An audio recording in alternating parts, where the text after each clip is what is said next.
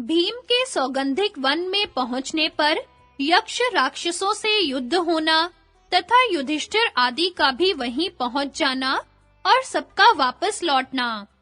वैशंपायन जी कहते हैं, कपिवर हनुमान जी के अंतर्धान हो जाने पर महाबली भीमसेन उनके बताए हुए मार्ग से गंधमादन पर्वत पर बढ़ने लगे। मार्ग में वे हनुमान जी के विशाल विग्रह और अलौकिक शोभा का तथा दशरथ नंदन भगवान श्री राम के महात्म्य और प्रभाव का चिंतन करते जाते थे। सौगंधिक वन को देखने की इच्छा से जाते हुए उन्होंने मार्ग के रमणीय वन और उपवन देखे तथा तरह-तरह के पुष्पित वृक्षों से सुशोभित सरोवर और नदियां देखी। इसी प्रकार और आगे बढ़ने पर वे कैलाश पर्वत के समीप कुबेर के राजभवन के पास एक सरोवर के निकट पहुंचे। भीमसेन ने वहां पहुंचकर उसका निर्मल जल जी भरकर पिया। महात्मा कुबेर इस सरोवर में जल क्रीड़ा किया करते थे। उसके आसपास देवता, गंधर्व, अप्सरा और ऋषि रहते थे। उस सरोवर और सौगंधिक वन को देखकर भीमसेन बड़े प्रसन्न हुए। महाराज कुबेर की ओर से हजारों क्रोधवश नाम के राक्षस तरह-तरह के शस्त्र और पहनावों से सुसज्जित हो इस स्थान की रक्षा करते थे। उन्होंने महाबाहु भीम के पास जाकर उनसे पूछा, कृपया बताइए, आप कौन है? आपका वेश तो मुनियों का सा है, परंतु आप हथियार भी लिए हुए हैं। कहिए, यहाँ आप किस उद्देश्य से आए हैं? भीमसेन ने कहा, राक्षसों, मेरा नाम भीमसेन है। मैं धर्मराज युधिष्ठिर से छोटा महाराज पांडु का पुत्र हूँ। मैं भाइयों के साथ आकर विशाला में ठहरा हुआ हूँ। यहाँ से वायु से उड़कर एक सुंदर सौगंधिक पुष्प हमारे निवास स्थान पर गया था। उसे देखकर द्रौपदी को वैसे ही और फूल लेने की इच्छा हुई। इसी से मैं यहाँ आया हूँ। राक्षसों ने कहा, पुरुष प्रवर, यह यक्षराज कुबेर का प्रिय क्रीड़ा स्थान है। यहाँ मरण धर्मा मनुष्य विहार नहीं कर सकता। यहाँ देवऋषि, यक्ष और देवता भी यक्षराज से आज्ञा लेकर ही जलपान और विहार आदि कर पाते हैं। फिर आप उनका निरादर करके बलात् कमल क्यों लेना चाहते हैं? और ऐसा अन्याय करने पर भी अपने को धर्मराज का भाई कैसे कहते हैं? आप महाराज की आज्ञा ले लीजिए, फिर जल भी पी सकेंगे और कमल भी ले जा सकेंगे। नहीं तो आप कमलों की तरफ झांक भी नहीं सकते। भीमसेन बोले, राक्षसों, राजा लोग मांगा नहीं करते, यही सनातन धर्म है और मैं किसी भी प्रकार क्षात्र धर्म को छोड़ना नहीं चाहता। यह सुरम्य सरोवर पहाड़ी झरनों से बना है। इस पर कुबेर के समान ही सबका अधिकार है। ऐसे सर्वसाधारण के पदार्थों के लिए कौन किससे याचना करे? ऐसा कहकर भीमसेन उन राक्षसों की उपेक्षा कर स्नान करने के लिए उस सरोवर में उतर पड़े। तब सब राक्षसों ने उन्हें रोका और वे एक साथ ही शस्त्र उठाकर उन पर टूट पड़े।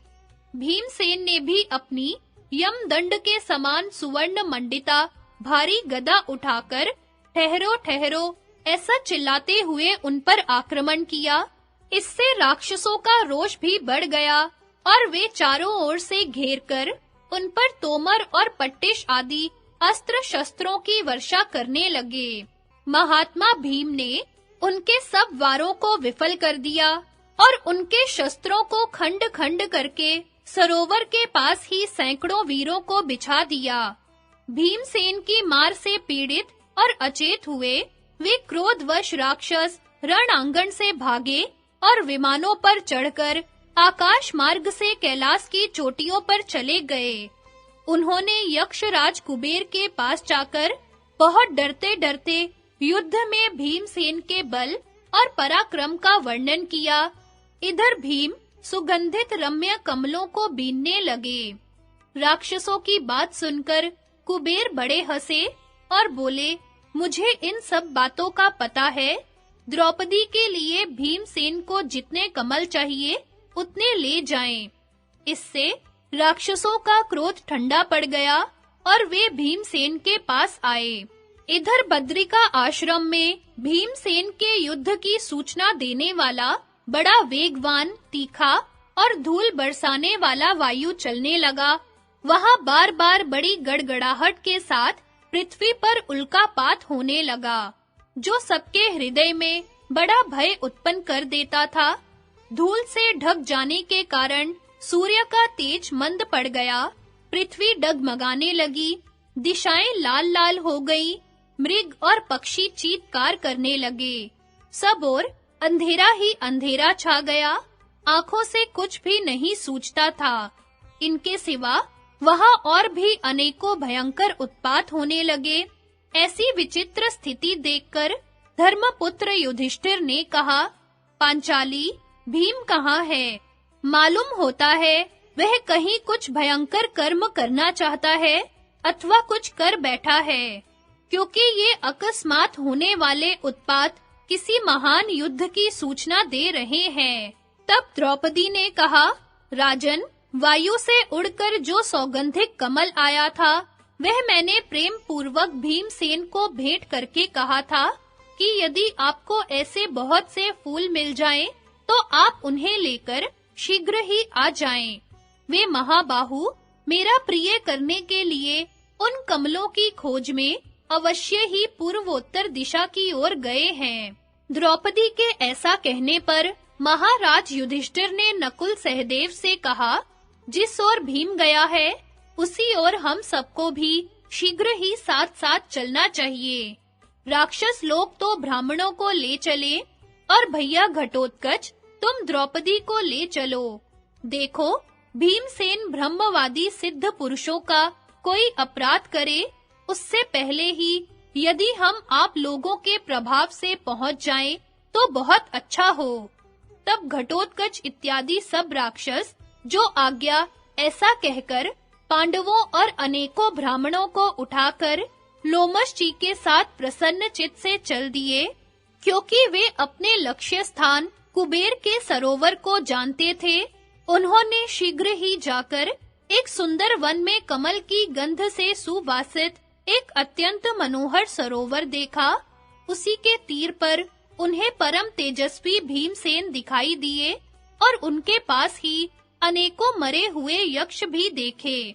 भीमसेन को देखकर धर्मराज ने बार-बार उनका आलिंगन किया और फिर मीठी वाणी में कहा, कुंती नंदन, तुम यह क्या कर बैठे हो? यह तो तुम्हारा साहस ही है। इससे देवताओं का भी अप्रिय हुआ है। यदि तुम मेरा भला चाहते हो तो ऐसा काम फिर कभी मत करना। इस प्रकार भीमसेन को समझाकर उन्होंने सौगंधिक कमल ले लिए और फिर देवताओं के समान उसी सरोवर में क्रीड़ा करने लगे।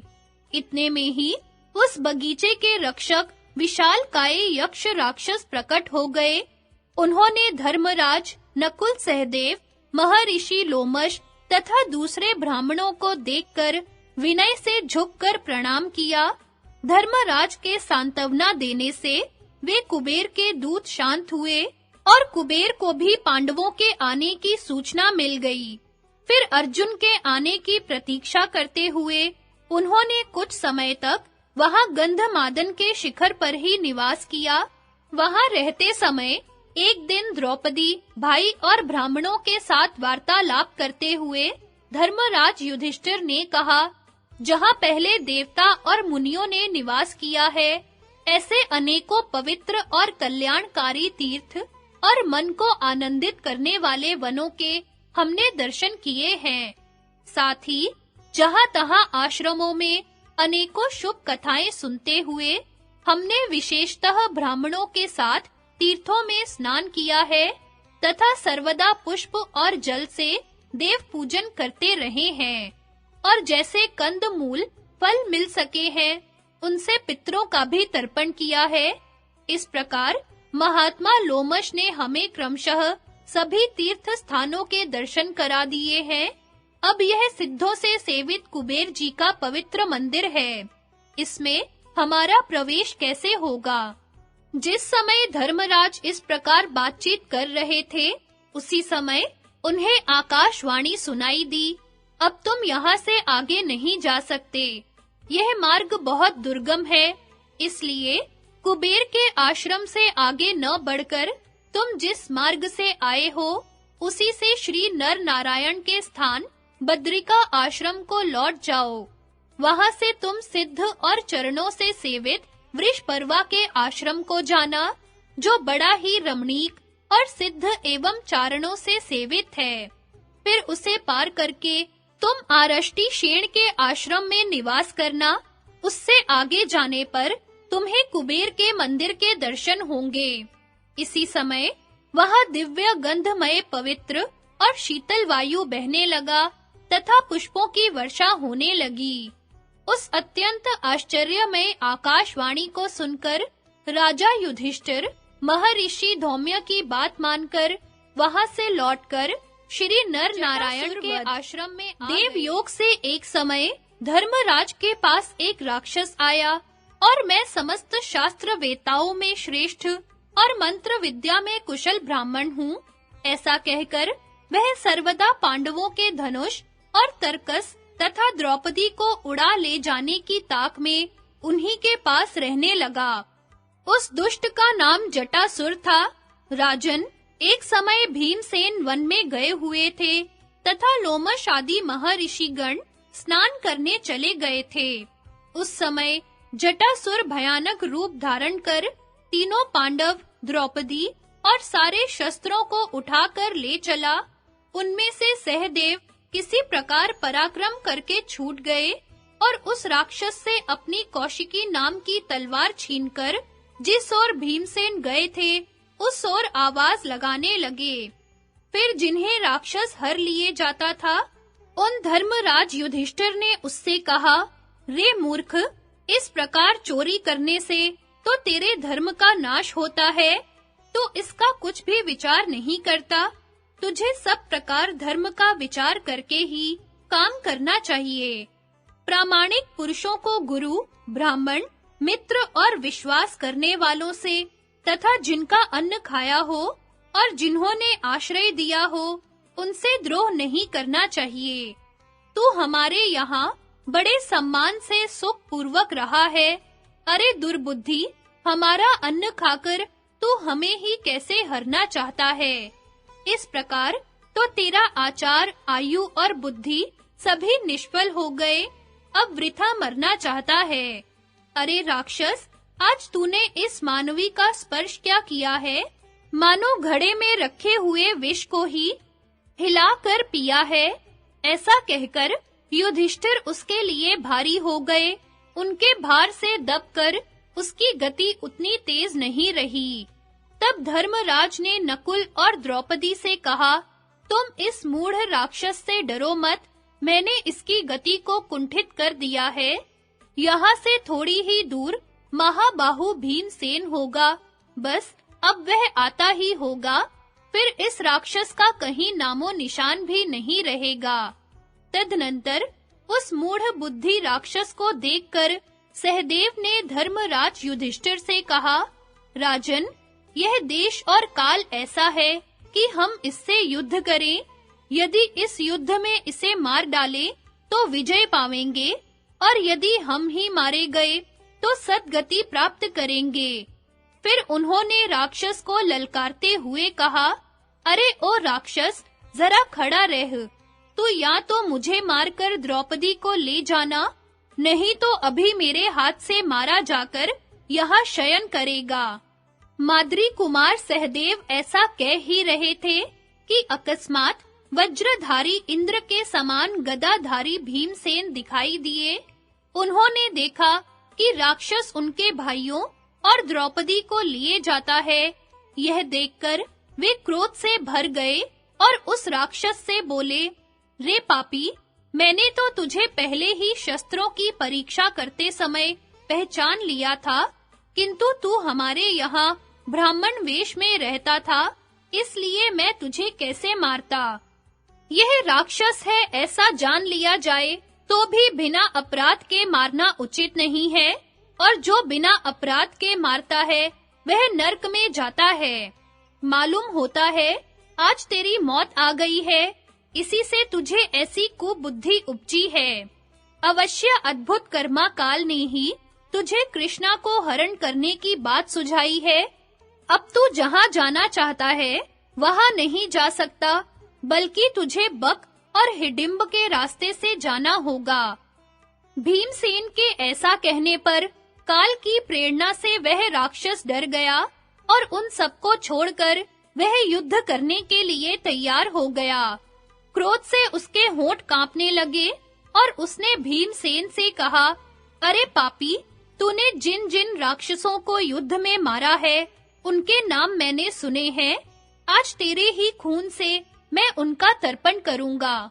फिर उन दोनों में बड़ा भयंकर बाहु युद्ध होने लगा। तब दोनों माद्री कुमार भी क्रोध में भरकर उस पर टूट पड़े, परंतु भीमसेन ने हंसकर उन्हें रोक दिया और कहा कि मैं अकेला ही इसके लिए बहुत हूँ, तुम अलग रहकर हमारा युद्ध देखो। बस अब वे दोनों वीर आपस में बाहु युद्ध करने लगे। जैसे देव और दानव एक दूसरे की वृद्धि सहन न होने से भिड़ जाते हैं, उसी प्रकार भीमसेन और जटासुर भी एक दूसरे पर चोट करने लगे।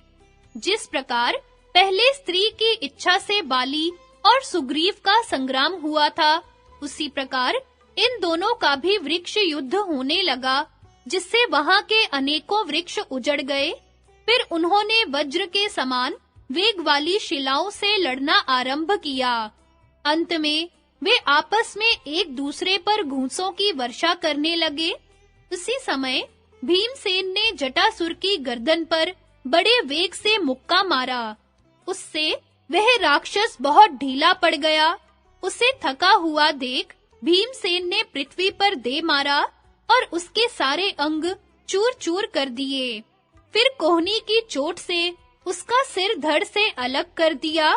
इस प्रकार उस राक्षस का वध कर भीमसेन युधिष्ठिर के पास आए। उस समय मरुदगण जैसे इंद्र की स्तुति करते हैं, उसी प्रकार ब्राह्मण लोग भीम की प्रशंसा करने लगे। पांडवों का वृषपर्वा और आरष्टि शेण के आश्रमों पर जाना। वैशंपायन जी कहते हैं, जन्मेजय, जटासुर के मारे जाने पर महाराज युधिष्ठिर फिर श्री नर नारायण के आश्रम में आकर रहने लगे। इस समय उन्हें अपने भाई अर्जुन का स्मरण हो आया। वे द्रौपदी के सहित सब भाइयों को बुलाकर कहने लगे, अर्जुन ने मुझसे कहा था कि मैं 5 वर्ष तक स्वर्ग में अस्त्र विद्या सीखने के बाद यहाँ मृत्यु लोक में लौट आऊंगा। इसलिए जिस समय अर्जुन अस्त्र विद्या सीख कर यहाँ आवे, उस समय हम लोगों को उससे मिलने के लिए तैयार रहना चाहिए। इस प्रकार बातचीत करते हुए उन्होंने ब्राह्मण और भाइयों के साथ आगे के लिए प्रस्थान किया। वे कहीं तो पैदल चलते थे और कहीं राक्षस लोग उन्हें कंधे पर बैठाकर ले चलते। इस प्रकार रास्ते में कैलाश पर्वत, मैनाक पर्वत और गंधमादन की तलैटी को, श्वेतगिरी को तथा ऊपर-ऊपर के पहाड़ों की अनेकों निर्मल नदियों को देखते वे 7वें दिन हिमालय के पवित्र पृष्ठ पर पहुँचे। वहां उन्होंने राजऋषि वृषपर्वा का पवित्र आश्रम देखा। वह अनेकों प्रकार के पुष्पित वृक्षों से सुशोभित था। पांडवों ने उस आश्रम में पहुंचकर परम धार्मिक राजऋषि वृषपर्वा को प्रणाम किया। राजऋषि ने पुत्रों के समान उनका अभिनंदन किया और उनसे सत्कृत हो पांडवों ने वहां 7 रात निवास किया। 8वें दिन उन्होंने जगत प्रसिद्ध वृषपर्वा जी से आगे जाने की इच्छा प्रकट की। उनके पास जो सामान बच रहा था वह उन्होंने उन्हीं को दे दिया तथा अपने यज्ञ पात्र, रत्न और आभूषण भी उन्हीं के आश्रम में छोड़ दिए। राजऋषि वृषपर्वा भूत और भविष्यत के ज्ञाता तथा समस्त धर्मों के मर्मज्ञ थे। उन्होंने चलते समय पांडवों को पुत्रों की तरह उपदेश दिया। फिर उनकी आज्ञा लेकर वे उत्तर दिशा को चले। वहां से सत्य पराक्रमी कुंती नंदन युधिष्ठिर भाइयों के सहित पैदल ही चले। वह प्रांत अनेक प्रकार के मृगों से पूर्ण था। रास्ते में पहाड़ों के ऊपर तरह-तरह के वृक्षों की कूंजों में निवास करते हुए उन्होंने चौथे दिन श्वेत पर्वत पर पदार्पण किया। श्वेताचल एक बहुत बड़े बादल के समान सफेद-सफेद दिखाई देता था। इस पर जल की अधिकता थी तथा मणि, सुवर्ण और चांदी की शिलाएं थी। मार्ग में धौम्य, द्रौपदी, पांडव और महर्षि लोमश साथ-साथ ही चलते थे। उनमें से कोई भी थकता नहीं था।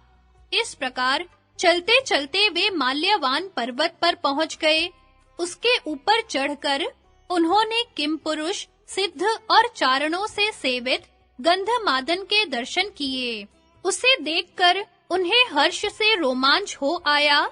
क्रमशः उन वीरों ने मन और नेत्रों को आनंदित करने वाले परम पवित्र गंधमादन के वन में प्रवेश किया। उस समय महाराज युधिष्ठिर ने भीमसेन से प्रेम पूर्वक कहा, अहो, यह गंधमादन का जंगल कैसा शोभा संपन्न है। इस मनोहर वन में बड़े दिव्य वृक्ष हैं तथा पत्र, पुष्प और फलों से सुशोभित तरह-तरह की लताएं हैं। इधर इस परम पवित्र देव नदी गंगा की ओर तो देखो, इसमें अनेकों कलहंस क्रीड़ा कर रहे हैं तथा इसके तट पर ऋषि और किन्नर लोग निवास करते हैं। हे कुंती नंदन भीम, तरह-तरह के धातु, नदी, किन्नर, मृग, पक्षी, गंधर्व, अप्सरा, मनोरम वन, अनेकों आकारों के सर्प और सैकड़ों शिखरों से सुशोभित इस पर्वत राज की ओर जरा कहते हैं, जन्मेजय। इस प्रकार शूरवीर पांडव अपने लक्ष्य स्थान पर पहुंचकर मन में बड़े ही आनंदित हुए। उस पर्वतराज को देखते-देखते उन्हें तृप्ति नहीं होती थी। फिर उन्होंने फल फूल वाले वृक्षों से सुशोभित राजऋषि आरष्टि शेण का आश्रम देखा। राजऋषि बड़े ही तपस्वी थे। उनका शरीर अत्यंत कृश था। शरीर की नसें दिखाई देने लगी थी और वे समस्त धर्मों के पारगामी थे। पांडवों ने उनके पास जाकर यथा योग्य प्रणाम किया। धर्मज्ञ आरष्टि शेण ने दिव्य दृष्टि से पांडवों को पहचान लिया और उनसे बैठने के लिए कहा।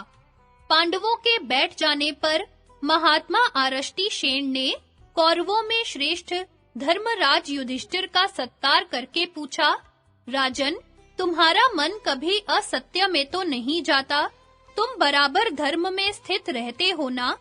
तुम्हारे माता-पिता की सेवा में तो कोई अंतर नहीं आता? अपने समस्त गुरुजन, वृद्ध पुरुष और विद्वानों का तो तुम सत्कार करते हो ना? पाप कर्मों में तो कभी तुम्हारा मन नहीं जाता। तुम उपकार का बदला चुकाना और अपकार को भूल जाना तो अच्छी तरह जानते हो ना? और उस ज्ञान का तुम्हें अभिमान तो नहीं होता। तुमसे यथा योग्य मान पाकर साधु जन प्रसन्न रहते हैं ना? वनों में रहते समय भी तुम धर्म का ही अनुवर्तन करते हो ना? तुम्हारे व्यवहार से धौम्य जी को तो कभी कष्ट नहीं होता। दान, धर्म, तप, शौच, आर्जव और तितिक्षा का आचरण करते हुए तुम अपने बाप दादों के शील का अनुसरण करते हो ना? तुम राजऋषियों के द्वारा आचरित मार्ग से ही चलते हो ना? जब अपने कुल में पुत्र या नाती का जन्म होता है तो पितृलोक में रहने वाले पितृ हंसते भी हैं और शोक भी मनाते हैं, क्योंकि वे सोचते हैं कि पता नहीं हमें इसके कुकर्मों से दुख ही भोगना पड़ेगा या इसके शुभ कर्मों से सुख मिलेगा। हे पार्थ, जो पुरुष माता-पिता, अग्नि, गुरु और आत्मा की पूजा करता है, वह इहलोक और परलोक दोनों को ही जीत लेता है। इस पर महाराज युधिष्ठिर ने कहा, भगवन, आपने यह धर्म के यथार्थ स्वरूप का वर्णन किया है। मैं भी यथाशक्ति अपनी योग्यता के अनुसार इसका विधिवत पालन करता हूँ।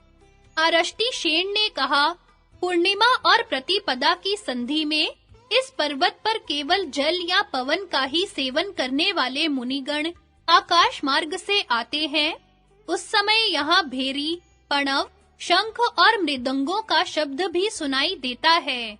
आप लोगों को यहीं बैठे-बैठे उसे सुनना चाहिए, वहां जाने का विचार बिल्कुल नहीं करना चाहिए।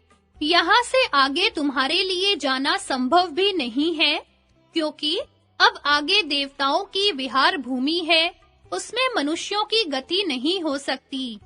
इस कैलाश के शिखर को लांघकर केवल परम सिद्ध और देव ऋषि गण ही जा सकते हैं।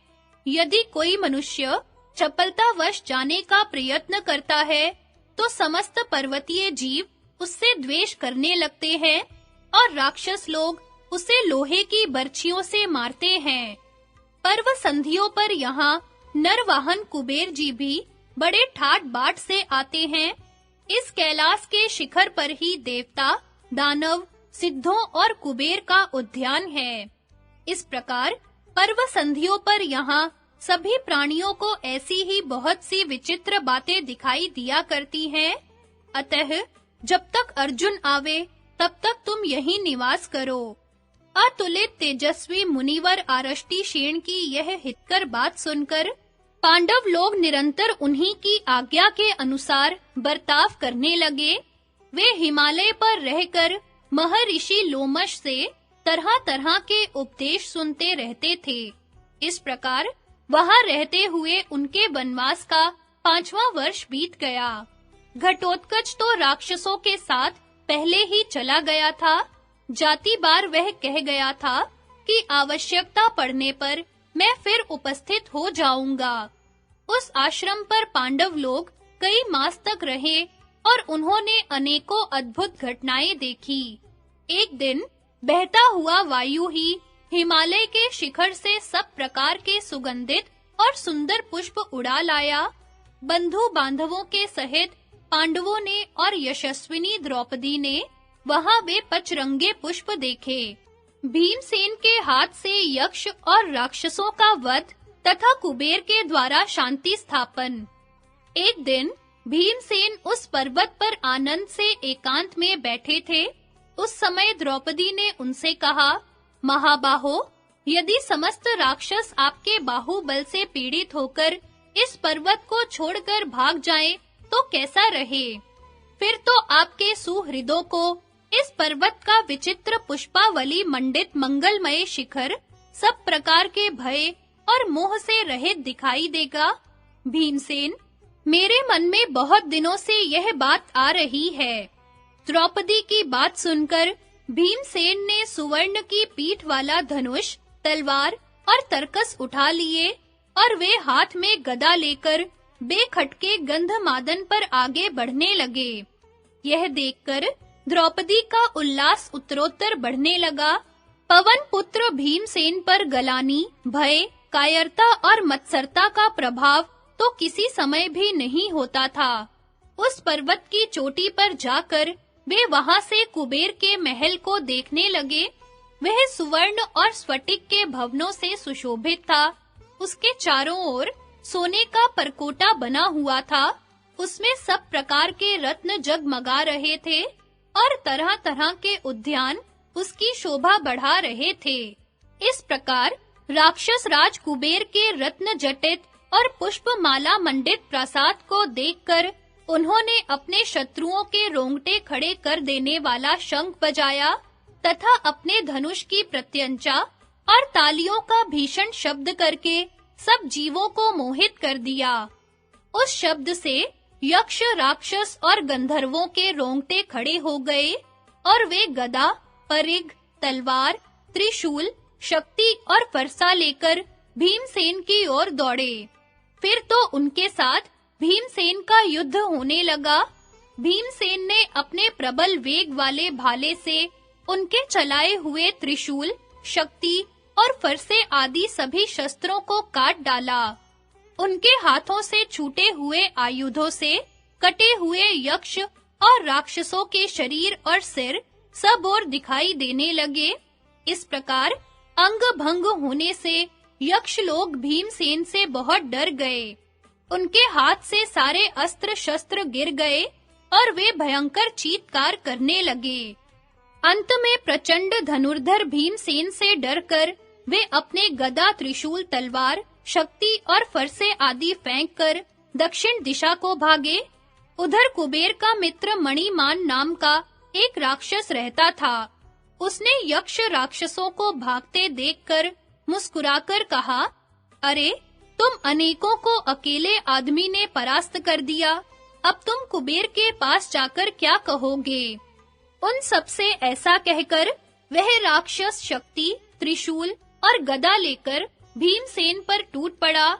भीमसेन ने भी मत्स्रावी हाथी के समान उसे अपनी ओर आते देखकर अपने वत्स दंत नामक 3 बाणों से उसकी पसलियों पर प्रहार किया। इससे मणिमान अत्यंत क्रोध में भर गया और उसने अपनी भारी गदा उठाकर भीमसेन के ऊपर छोड़ी। परंतु भीमसेन गदा युद्ध की चालों में खूब दक्ष थे, अतः उन्होंने उसके उस प्रहार को व्यर्थ कर दिया। इसी समय उस राक्षस ने सोने की मूठ वाली एक फौलाद की शक्ति छोड़ी। वह भीषण शक्ति भीमसेन के दाहिने हाथ को घायल करके अग्नि की लपटें निकालती हुई पृथ्वी पर गिर गई। उस शक्ति के लगने से अतुलित पराक्रमी भीमसेन की आंखें क्रोध से घूमने लगी और उन्होंने अपनी सुवर्ण के पत्र से मढ़ी हुई गदा उठा ली। वे आकाश में उछलकर उस गदा को घुमाते हुए उसकी ओर दौड़े और संग्राम भूमि में भयंकर गर्जना करते हुए उसे मणिमान के ऊपर फेंका। वह गदा वायु के समान बड़े वेग से उस राक्षस का संहार करके पृथ्वी पर गिर गई। मणिमान को मारकर पृथ्वी पर गिरते देखकर जो राक्षस मरने से बचे थे, वे भयंकर आर्तनाद करते पूर्व की ओर भाग गए। इस समय पर्वत की गुफाओं को अनेक प्रकार के शब्दों से गूंजते देखकर अजात शत्रु युधिष्ठिर, नकुल, सहदेव, धौम्य, द्रौपदी, ब्राह्मण और सब सुहृदगण भीमसेन को न देखकर उदास हो गए। फिर द्रौपदी को आरष्टि शेन मुनि को सौंपकर वे सब वीर अस्त्र शस्त्र लेकर एक साथ पर्वत पर चढ़ने लगे। पहाड़ की चोटी पर पहुंचकर उन्होंने इधर-उधर दृष्टि डाली तो देखा कि एक और भीमसेन खड़े हैं और वहीं उनके मारे हुए अनेकों विशालकाय राक्षस पृथ्वी पर पड़े हैं। भीमसेन को देखकर सब भाई उनसे गले मिले और फिर वहीं बैठ गए। महाराज युधिष्ठिर ने कुबेर के महल और मरे हुए राक्षसों की ओर देखकर भीमसेन से कहा, भैया भीम, तुमने यह पाप साहस या मोहवश ही किया है। तुम मुनियों का सा जीवन व्यतीत कर रहे हो। इस प्रकार व्यर्थ हत्या करना तुम्हें शोभा नहीं देता। देखो, यदि तुम मेरी प्रसन्नता करना चाहते हो, तो फिर कभी के आक्रमण से बचे हुए कुछ राक्षस बड़ी तेजी से दौड़कर कुबेर के पास आए और चीख-चीख कर उनसे कहने लगे, यक्षराज, आज संग्राम भूमि में एक अकेले मनुष्य ने क्रोधवश नाम के राक्षसों को मार डाला है। वे सब उसकी मार से निःसत्व और प्राणहीन पड़े हुए हैं। हम जैसे तैसे उसके हाथ से बचकर आपके पास आए हैं। आपका सखा मणिमान भी मारा जा चुका है। यह सब कांड एक मनुष्य ने ही कर डाला है। अब जो करना चाहते हैं वह कीजिए। यह समाचार पाकर समस्त यक्ष और राक्षसों के स्वामी कुबेर जी बड़े ही कुपित हुए। उनकी आंखें लाल हो गईं और वे बोले, यह सब कैसे हुआ? फिर यह दूसरा अपराध भी भीमसेन का ही सुनकर उन्हें बड़ा क्रोध हुआ और उन्होंने आज्ञा दी कि हमारा पर्वत शिखर के समान ऊंचा रथ सजा लाओ। रथ तैयार हो जाने पर राजराजेश्वर महाराज कुबेर उस पर चढ़कर चले। जब वे गंधमादन पर पहुंचे तो यक्ष राक्षसों से घिरे हुए प्रिय दर्शन कुबेर जी को देखकर पांडवों को रोमांच हो आया तथा महाराज पांडु के धनुष बाणधारी महारथी पुत्रों को देखकर कुबेर जी भी बड़े प्रसन्न हुए। वे उनसे देवताओं का एक कार्य कराना चाहते थे, इसलिए उन्हें देखकर वे हृदय में संतुष्ट ही हुए। कुबेर जी के जो सेवक पीछे रह गए थे, वे पक्षियों के समान सीधे ही उस पर्वत पर पहुंच गए तथा यक्षराज को पांडवों पर प्रसन्न देखकर उनका मन मुटाव भी दूर हो गया। धर्म के रहस्य को जानने वाले युधिष्ठिर, नकुल और सहदेव ने कुबेर को प्रणाम किया और अपने को उनका अपराधी सा माना। अतः वे सब यक्षराज को घेर कर हाथ जोड़कर खड़े हो गए। इस समय भीमसेन के हाथ में पाश, खड्ग और धनुष सुशोभित थे और वे कुबेर की ओर देख रहे थे। उन्हें देखकर नरवाहन कुबेर जी ने धर्मराज से कहा, पार्थ, आप समस्त प्राणियों का हित करने में तत्पर रहते हैं, यह बात सब जीव जानते हैं। इसलिए आप भाइयों के सहित बेखटके इस पर्वत पर रहिए। देखिए, भीमसेन के ऊपर आप क्रोध न करें, क्योंकि राक्षस तो अपने काल से ही मरे हैं। आपका भाई तो उसमें निमित्त मात्र है। राजन, एक बार कुशस्थली नाम के स्थान में देवताओं की एक मंत्रणा हुई थी। उसमें मुझे भी बुलाया गया था। अब मैं तरह-तरह के अस्त्र-शस्त्रों से सुसज्जित अत्यंत भयंकर 300 महापद्म यक्षों के साथ वहां गया था। वहां मार्ग में मुझे मुनिवर अगस्त्य जी मिले। वे यमुना जी के तट पर बड़ी कठोर तपस्या कर रहे थे। उस समय मेरा मित्र राक्षस राज मणिमान भी मेरे साथ ही था। उसने मूर्खता, अज्ञान, गर्व और मोह के अधीन होकर ऊपर से उन महर्षि के ऊपर थूक दिया। तब मुनिवर ने कोप करके मुझसे कहा, कुबेर, देखो, तुम्हारे इस सखा ने मुझे कुछ न समझकर मेरा तिरस्कार किया है। इसलिए यह अपनी सेना के सहित केवल एक ही मनुष्य के हाथ से मारा जाएगा। तुम्हें भी अपनी इन सेनानियों के कारण दुखी होना पड़ेगा और फिर उस मनुष्य का दर्शन करने पर ही तुम्हारा वह दुख दूर होगा। इस प्रकार महर्षियों में श्रेष्ठ अगस्त्य जी ने मुझे यह शाप दिया था। उस शाप से आज आपके भाई ने मुझे मुक्त किया है। राजन, लौकिक व्यवहार में धैर्य, कुशलता, देश काल और पराक्रम, इन 5 साधनों की बड़ी आवश्यकता है। सत्य युग में लोग धैर्यवान, अपने-अपने कर्म में कुशल और पराक्रमी होते थे। जो क्षत्रिय धैर्यवान, देश काल का ज्ञान रखने वाला और सब प्रकार की धर्म विधि में निपुण होता है, वह बहुत समय तक पृथ्वी का शासन करता है। जो पुरुष समस्त कर्मों में इस प्रकार बरतता है, वह संसार में यश प्राप्त करता है और मरने पर सद्गति पाता है। किंतु जो क्रोध के आवेश में अपने पतन पर दृष्टि नहीं डालता और जिसके मन बुद्धि पाप में ही रच-पच रहे हैं, वह तो केवल पाप का ही अनुसरण करता है तथा कर्मों का विभाग न जानने के कारण वह इस लोक और परलोक में नाश को ही प्राप्त होता है। यह भीमसेन भी धर्म को नहीं जानता, गर्वीला है। इसकी बुद्धि बालकों के समान है। सहन करना तो यह जानता ही नहीं और इसे किसी प्रकार का भय भी नहीं है। इसलिए आप फिर राजऋषि आरष्टि शेण के आश्रम में जाकर इसे समझाइए। यह कृष्ण पक्ष आप उसी आश्रम में व्यतीत कीजिए। मेरी आज्ञा से अलकापुरी में रहने वाले समस्त यक्ष, गंधर्व, किन्नर और पर्वतवासी आपकी देखभाल रखेंगे। भीमसेन साहस करके यहाँ आ गया है, सो आप समझाकर इसे ऐसा करने से रोक दीजिए। इससे छोटा आपका भाई अर्जुन तो व्यवहार विषय में निपुण है और सब प्रकार की धर्म मर्यादा को भी जानता है। इसी से लोक में जितनी भी स्वर्गीय विभूतियां हैं, वे सब उसे प्राप्त हैं। उसके सिवा उसमें दम, दान, बल, बुद्धि, लज्जा, धैर्य और तेज, ये सब गुण भी हैं ही। कुबेर के ये वचन सुनकर पांडव बड़े प्रसन्न हुए। भीमसेन ने भी शक्ति, गदा, खड्ग और धनुष को पीठ पर बांधकर उन्हें प्रणाम किया। शरणागत वत्सल कुबेर जी ने भीमसेन से कहा, तुम शत्रुओं का मान भंग करने वाले और सुहृदों के सुख की वृद्धि करने वाले हो। फिर धर्मराज से बोले, अब अर्जुन अस्त्र विद्या में निपुण हो गया है। देवराज इंद्र ने भी उसे घर जाने की आज्ञा दे दी है, इसलिए अब वह शीघ्र ही यहाँ आएगा। इस प्रकार उत्तम कर्म करने वाले धर्मराज युधिष्ठिर को उपदेश देकर वे अपने स्थान को चले गए। भीमसेन के हाथ से जो राक्षस मारे गए थे, उनके शव कुबेर जी की आज्ञा से पहाड़ के नीचे लुढ़का दिए गए।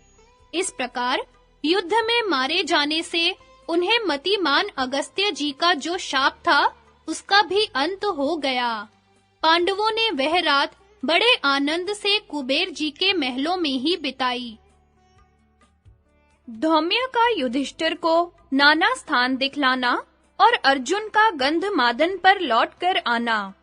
वैशंपायन जी कहते हैं, शत्रु दमन जन्मेजय, सूर्योदय होने पर मुनिवर धौम्य अपने आहनिक कर्म से निवृत्त हो राजर्षि आरष्टि शेन के साथ पांडवों की ओर चले।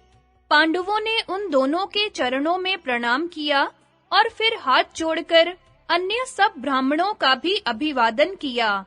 फिर धौम्य ने धर्मराज का हाथ पकड़कर पूर्व दिशा की ओर संकेत करते हुए कहा, महाराज, यह जो समुद्र पर्यंत पृथ्वी पर फैला हुआ महापर्वत दिखाई दे रहा है, इसका नाम मंदराचल है। देखिए, इसकी कैसी शोभा हो रही है। आहा, पर्वतमाला और हरी भरी वनावली से यह दिशा कैसी रमणीय जान पड़ती है। यह दिशा इंद्र और कुबेर का निवास स्थान कही जाती है। सर्वधर्मज्ञ, मुनिजन, प्रजाजन, सिद्ध, साध्य और देवता लोग इसी दिशा में उदित होते हुए सूर्य का पूजन करते हैं। समस्त प्राणियों के प्रभु परम धर्मज्ञ यमराज इस दक्षिण दिशा में रहते हैं, जो मरने वाले प्राणियों का गंतव्य स्थान है। यह पवित्र और अद्भुत दिखाई देने वाली संयमनी पुरी है। यही प्रेतराज यम का निवास स्थान है। इसका ऐश्वर्य भी बहुत बढ़ा चढ़ा है। इधर पश्चिम की ओर जो पर्वत दिखाई देता है, उसे अस्ताचल कहते हैं। महाराज वरुण इस पर्वत और महासमुद्र में रहकर प्राणियों की रक्षा करते हैं। यह सामने उत्तर दिशा को आलोकित करता हुआ परम प्रतापी मेरु पर्वत खड़ा हुआ है। इस पर केवल ब्रह्मवेता ही जा सकते हैं। इसी के ऊपर ब्रह्मा जी की सभा है।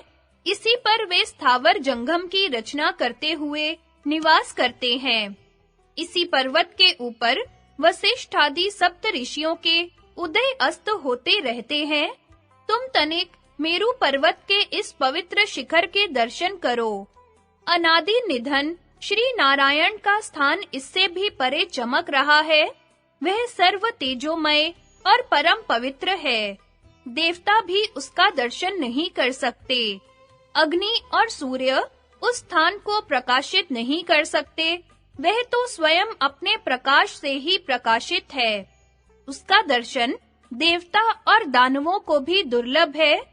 उस स्थान पर अचिंत्य मूर्ति श्री हरि विराजते हैं, जो महान तपस्वी और शुभ कर्मों से पवित्र चित्त हो गए हैं। वे अज्ञान और मोह से रहित योग सिद्ध महात्मा यतिजन ही भक्ति के द्वारा उनके पास जा सकते हैं। वहां जाकर वे फिर इस लोक में नहीं आते।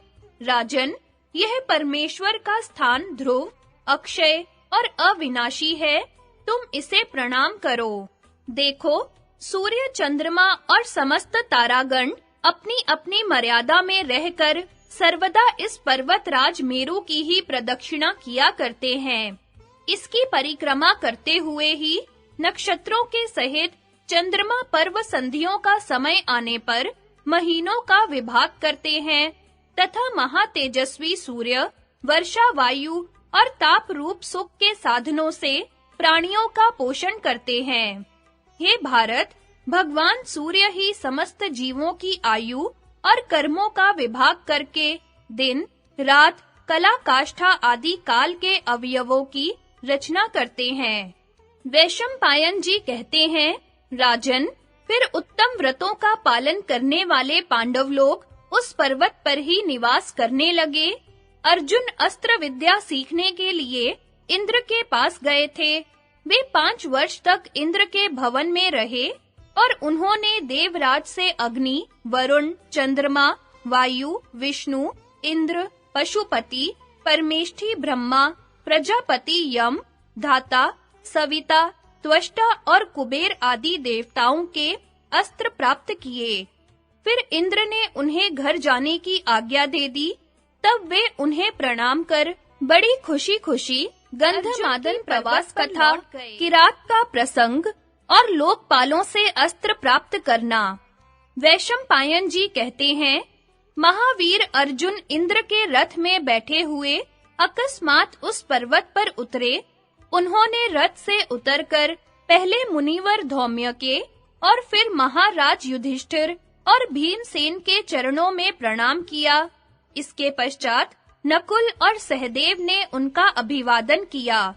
फिर कृष्णा से मिलकर और उसे धीरज बंधाकर वे विनय पूर्वक बड़े भाई युधिष्ठिर के पास आकर खड़े हो गए। अतुलित प्रभावशाली अर्जुन से मिलकर पांडवों को बड़ा ही हर्ष हुआ तथा अर्जुन को भी उन्हें देखकर अपार आनंद हुआ और वे महाराज युधिष्ठिर की प्रशंसा करने लगे। पांडवों ने इंद्र के रथ के पास जाकर उसकी परिक्रमा की और इंद्र के सारथी मातली का इंद्र के समान ही सत्कार किया और उससे सब प्रकार देवताओं का कुशल क्षेम पूछा।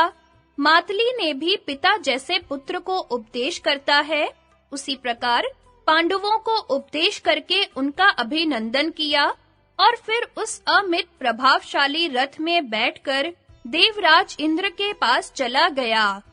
मातली के चले जाने पर अर्जुन ने देवराज के दिए हुए अत्यंत सुंदर और बहुमूल्य आभूषण द्रौपदी को दे दिए। फिर सूर्य और अग्नि के समान तेजस्वी पांडव एवं ब्राह्मणों के बीच में बैठकर वे यथावत सब बातें सुनाने लगे। उन्होंने बताया कि इस प्रकार मैंने इंद्र, वायु और साक्षात श्री महादेव जी से अस्त्र प्राप्त किए हैं तथा मेरे स्वभाव से भी इंद्र और समस्त देवता पूर्णतया संतुष्ट थे। इस प्रकार शुद्ध कर्मा अर्जुन ने संक्षेप में अपने स्वर्ग के प्रवास काल की बहुत सी बातें सुनाई। फिर उस रात को उन्होंने आनंद पूर्वक नकुल और सहदेव के साथ शयन किया। रात्रि बीतने पर प्रातः काल के समय वे भाइयों के सहित धर्मराज के पास गए और उन्हें प्रणाम किया। इसी समय देवराज इंद्र अपने सुवर्ण जटित रथ से आकर उस पर्वत पर उतरे। जब पांडवों ने उन्हें उतरते देखा तो वे उनके पास आए और उनका विधिवत पूजन किया। परम तेजस्वी अर्जुन ने भी देवराज को प्रणाम किया और सेवक के समान उनके पास खड़े हो गए। इस समय उदार चित्त धर्मराज का हृदय हर्ष से उमड़ रहा था। उनसे देवराज इंद्र ने कहा, पांडुपुत्र, तुम प्रसन्न रहो, तुम ही इस पृथ्वी का शासन करोगे। अब तुम काम्यक वन लौट जाओ। अर्जुन ने बड़ी सावधानी से मुझसे सब शस्त्र प्राप्त कर लिए हैं। इसने मेरा प्रिय भी किया है। अब इसे त्रिलोकी भी नहीं जीत सकती। कुंती पुत्र युधिष्ठिर से ऐसा कह वे फिर स्वर्ग को लौट गए। इंद्र के चले जाने पर धर्मराज ने गदगद कंठ होकर अर्जुन से पूछा, भैया, तुम्हें इंद्र के दर्शन किस प्रकार हुए? भगवान शंकर से तुम्हारा कैसे समागम हुआ? तुमने किस प्रकार सारी शस्त्र विद्या प्राप्त की और कैसे श्री महादेव जी की आराधना की? भगवान इंद्र कहते थे कि अर्जुन ने मेरा प्रिय किया है, सो तुमने उनका क्या काम किया था? ये सब बातें मैं विस्तार से सुनना चाहता हूँ। यह सुनकर अर्जुन ने कहा, महाराज, जिस प्रकार मुझे इंद्र और भगवान शंकर के दर्शन हुए, वह सुनिए। आपने मुझे जिस विद्या का उपदेश किया था, उसे सीखकर आपकी आज्ञा से मैं तप करने के लिए वन में गया। काम्यक वन से चलकर मैंने भृगुतुंग पर्वत पर जाकर तप करना आरंभ किया, किंतु वहां मैं केवल एक ही रात रहा। उसके पश्चात मैं हिमालय पर जाकर तप करने लगा। उसके पश्चात मैंने 1 महीने तक केवल कंद और फल का आहार किया, दूसरा महीना जल पीकर बिताया और तीसरे महीने निराहार रहा। चौथे महीने में मैं ऊपर को हाथ उठाए खड़ा रहा। यह सब होने पर भी विचित्र बात यह हुई कि मेरे प्राण नहीं छूटे। 5वें महीने का एक दिन बीतने पर एक सूअर इधर-उधर घूमता हुआ मेरे सामने आकर खड़ा हो गया। उसके पीछे-पीछे एक किरात वेशधारी पुरुष आया। वह धनुष, बाण और तलवार धारण किए हुए था तथा उसके पीछे-पीछे कई स्त्रियां चल रही थी। तब मैंने धनुष लेकर उस पर बाण चढ़ाया और उस रोमांचकारी सूअर को बीन दिया। उसी समय उस भील ने भी अपना प्रबल धनुष खींचकर बाण छोड़ा, जिससे कि मेरा मन दहल सा गया। राजन, फिर उसने मुझसे कहा, यह सूअर तो पहले मेरा निशाना बन चुका था, फिर तुमने आखेट के नियम को छोड़कर उस पर वार क्यों किया? अच्छा, तुम सावधान हो जाओ, मैं अपने पैने बाणों से अभी तुम्हारे गर्व को चूर किए देता हूँ। ऐसा कहकर उस विशालकाय भील ने पर्वत के समान निश्चल खड़े हुए मुझको बाणों से आच्छादित कर दिया तथा मैंने भी भीषण बाण वर्षा करके उसको ढक दिया। उस समय उसके सैकड़ों सहस्त्रों रूप प्रकट होने लगे और मैं उन सभी पर बाण वर्षा करने लगा। फिर वे सारे रूप मुझे एक हुए दिखाई दिए, तो मैंने उसे भी बीन दिया। जब इतनी बाण वर्षा करने पर भी मैं उसे युद्ध में परास्त न कर सका, तो मैंने वायव्य अस्त्र छोड़ा, किंतु वह भी उसका वध न कर सका। इस प्रकार वायव्य अस्त्र को कुंठित हुआ देखकर मुझे बड़ा ही विस्मय हुआ। फिर मैंने बारी-बारी से उस पर स्थूणाकर्ण, वारुणास्त्र, शरवर्षा अस्त्र, शाल्भास्त्र और अश्मवर्षा अस्त्र भी छोड़े, किंतु वह भील उन सभी अस्त्रों को निगल गया। उनके ग्रस लिए जाने पर मैंने ब्रह्मास्त्र को आज्ञा दी। उससे निकलते हुए प्रज्वलित बाणों से वह सब ओर से ढक गया, परंतु उस महातेजस्वी भील ने उसे भी एक क्षण में ही शांत कर दिया। उसके व्यर्थ हो जाने पर तो मुझे बड़ा ही भय हुआ। फिर मैंने धनुष और अपने दोनों अक्षय तरकस लेकर उस पर प्रहार किया, किंतु वह उन्हें भी निगल गया। इस प्रकार जब सभी अस्त्र नष्ट हो गए और मेरे सभी आयुधों को वह निगल गया, तो मेरा और उसका बाहु युद्ध होने लगा। मैं मुक्का मुक्की और हाथापाई करने पर भी उस पुरुष की बराबरी न कर सका और अचेत होकर पृथ्वी पर गिर गया। फिर मेरे देखते-देखते वह हंसकर उन स्त्रियों के सहित वहीं अंतर्धान हो गया। इससे मैं भौचक्का सा रह गया। यह सब लीला करके वे देवाधिदेव महादेव उस किरात वेश को छोड़कर अपने दिव्य रूप से प्रकट हुए। उनके कंठ में सर्प पड़े हुए थे, हाथ में पिनाक धनुष था और साथ में देवी पार्वती थी। मैं पूर्ववत ही युद्ध के लिए तैयार खड़ा था, किंतु उन्होंने मेरे सम्मुख आकर कहा कि मैं तुम पर प्रसन्न हूँ। यह कहकर उन्होंने मेरे छीने हुए धनुष और अक्षय बाणों वाले दोनों तरकश लौटा दिए और कहा, हे वीर, इन्हें धारण कर लो, मैं तुम पर प्रसन्न हूँ। बताओ, तुम्हारा क्या काम करूँ? तुम्हारे मन में जो बात हो वह कह दो। अमरत्व को छोड़कर और तुम्हारी सब कामना मैं पूर्ण कर दूंगा। मेरे मन में अस्त्र ही समाये हुए थे, इसलिए मैंने हाथ जोड़कर उन्हें मन से प्रणाम करते हुए कहा, भगवन, यदि आप प्रसन्न हैं, तो मुझे तो देवताओं के दिव्य अस्त्रों को पाने और उनका प्रयोग जानने की ही इच्छा है। यही मेरा अभीष्ट वर है। तब भगवान त्रिलोचन ने कहा, अच्छा, मैं तुम्हें यह वर देता हूँ। अब शीघ्र ही तुम्हें मेरा पाशुपत अस्त्र प्राप्त होगा। ऐसा कहकर उन्होंने अपना महान पाशुपत अस्त्र मुझे दे दिया। और फिर कहा, तुम इस अस्त्र का मनुष्यों पर कभी प्रयोग न करना, क्योंकि यदि इसे अल्पवीर्य प्राणियों पर छोड़ा जाएगा तो यह त्रिलोकी को भस्म कर देगा।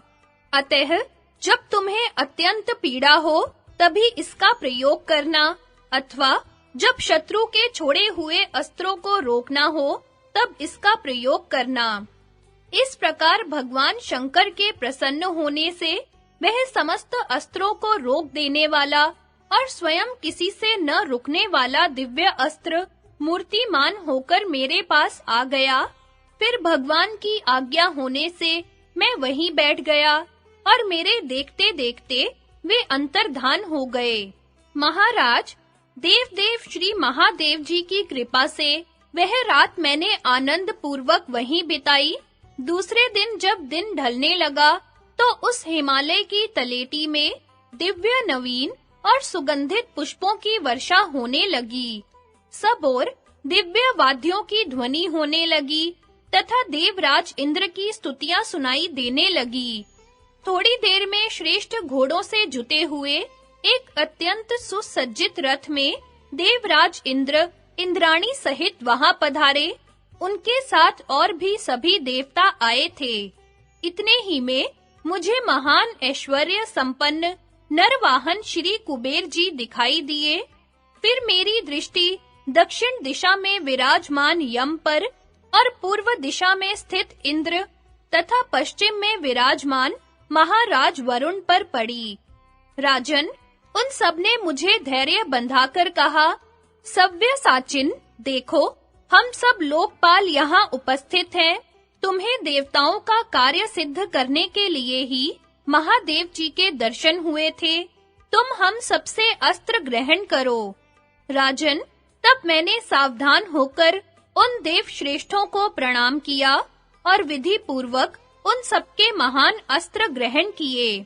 जब मैं अस्त्र ले चुका तो उन्होंने मुझे जाने की आज्ञा दी और वे स्वयं अपने-अपने लोकों को चले गए। देवराज इंद्र ने भी अपने तेजोमय रथ पर चढ़कर मुझसे कहा, अर्जुन, तुम्हें स्वर्ग में आना होगा।